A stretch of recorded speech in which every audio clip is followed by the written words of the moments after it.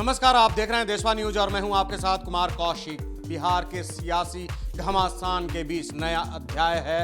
प्रशांत किशोर और नीतीश कुमार के बीच में चल रहा तंज का व्यंग्यवाण। तो दोनों लोग एक दूसरे पर कटाक्ष करने में लगे हुए हैं। नीतीश कुमार ने पीके को लेकर के कहा कि वो कांग्रेस में जेडीयू का विलय कराना चाहता था। अब इसी पर प्रशांत किशोर ने उनके ऊपर व्यंग किया है, उनके ऊपर कटाक्ष किया है, यानी कि सीएम नीतीश कुमार के ऊपर उन्होंने कटाक्ष किया है और कहा कि वो अब बूढ़े हो गए हैं, बेहतर नहीं सोच सकते, अब उनको शांत रहने की जरूरत है। चलिए मैं बताता हूं कि प्रशांत किशोर ने नीतीश कुमार के बारे में और क्या कुछ कहा। प्रशांत किशोर ने आगे कहा, नीतीश कुमार कह रहे हैं कि मैं बीजेपी के एजेंडे पर काम कर रहा हूं, फिर खुद ही कहते हैं कि मैंने उन्हें कांग्रेस के साथ विलय करने को कहा। नीतीश भ्रमित और राजनीतिक रूप से अलग थलग होते जा रहे हैं। वह उन लोगों से घिरे हुए हैं जिन पर वह भरोसा नहीं कर सकते। नीतीश जी पर अब धीरे धीरे उम्र का असर दिखने लगा है। उनके वक्तव्यों में, उनके कार्यकलापों में वो बोलना कुछ शुरू करते हैं, बोल कुछ जाते हैं। अब आप ही देखिए, उन्होंने कहा कि मैं भाजपा के एजेंडे पर काम कर रहा हूँ और उसी के साथ ये भी कह दिया कि मैंने उनको कहा कि आप कांग्रेस में अपने दल का विलय कर दें।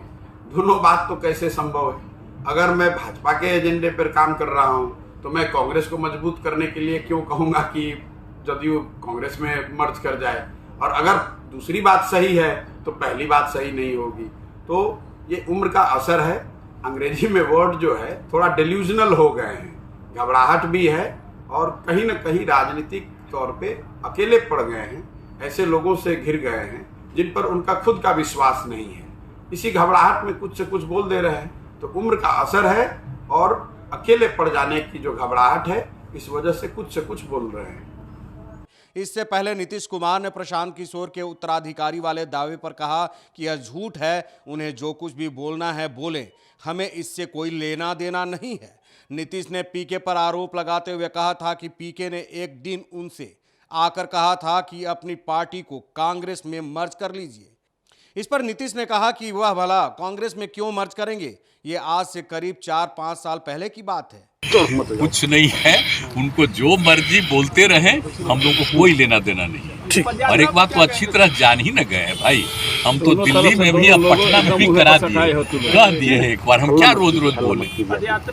वो मेरे साथ रहता था, मेरे घर में रहता था, क्या हम बोले? अब जिसको जहाँ जाना है जाना है। एक बार बीच में वो बोलता है, हमको बीच में आकर के कह रहा था कि अपना पार्टी को कांग्रेस पार्टी में मर्ज कर दीजिए। हम के बोला हम कांग्रेस पार्टी में मर्ज करेंगे, बहुत पहले, आज से 4 साल पहले आकर के कहा था। खैर, इन लोगों का कोई ठिकाना नहीं ना है।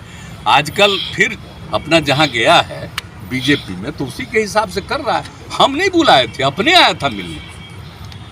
हाँ, क्या क्या बात हुई तब कुछ भी बोलता, हम नहीं कुछ कहेंगे। खाली आप लोग जब पूछ लिए तो इतना बता देंगे कि ये लोग को बेचारे को जो करना है उसको क्या है, राजनीति से क्या मतलब, कोई मतलब है? कोई चीज नहीं, अपना बोलते रहता, बोलने दीजिए, छोड़िए, हमको कोई लेना देना नहीं। अच्छा है जब मदद कर रहा है और उन लोगों के साथ है, बढ़िया है। बेचारे को वहाँ भी जगह मिल जाए केंद्र से भी, ठीक है। मतलब साफ करा कि वो बीजेपी के साथ मिले हुए हैं, यही बात ना है। ये उसी के काम कर रहा है भीतर से। हम लोगों का विरोध, इनका विरोध काहे के लिए कर रहा है? सबका विरोध। सर, बीजेपी कहती है कि आप ही के एजेंडे पे वो काम कर रहे हैं प्रशांत किशोर।